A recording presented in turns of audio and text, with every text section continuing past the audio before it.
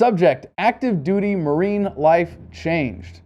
Adam, I am currently an active duty Marine on the 4th of a 5-year contract. Before enlisting, I went to college briefly studying political science and government.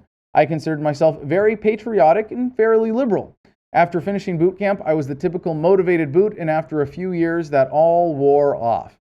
However, it wasn't until watching dozens of your videos that I am basically disgusted to put my uniform on. Then we've done our job!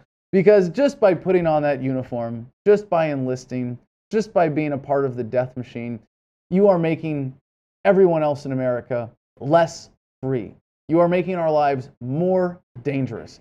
And yes, while you might have some noble intent in keeping America safe, being disgusted when you put on the uniform is certainly an appropriate feeling.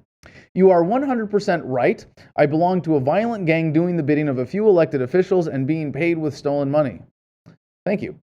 I very much look forward to being part of the movement you have going on. Any advice you have for me while I finish out the last year of my contract? Also, if for some reason you want to talk about this email on any podcast, could you please not use my name? Because the last thing I need is the Marine Corps to get upset that I actually have a brain and an opinion and use force to inconvenience my family and I right before I get out. If they get pissed off, no way will they sign my early out package. Haha, thanks. Hoping you read this and reply, well, I'll identify you as Bill. I think the Marine Corps would have a little hard time tracking you down from that, Bill.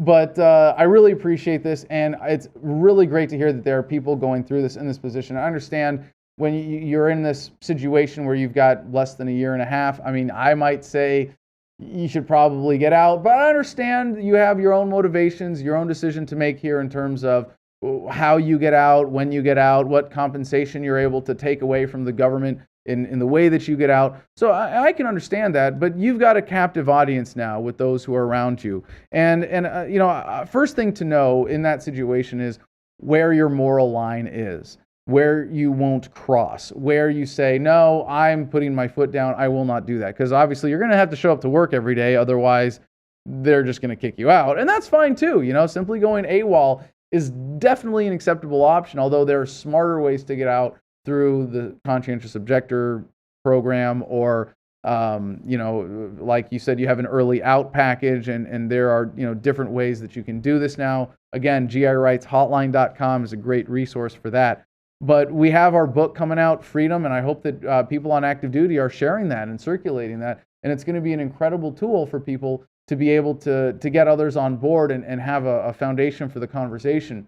But I would say that if you're in this situation, Bill, and you don't know what to do or how to best take advantage of the situation before you get out, I would start working on people one-on-one.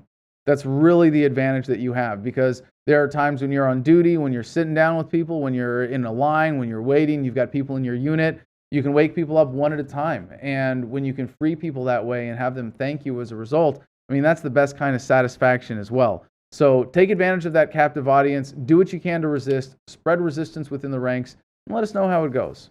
President! Hold! President! Hold! President! Hold! Please let your audience know that the military is actively discouraging any personnel, even retirees and reservists. I'll see you in Washington, D.C. on President's Day.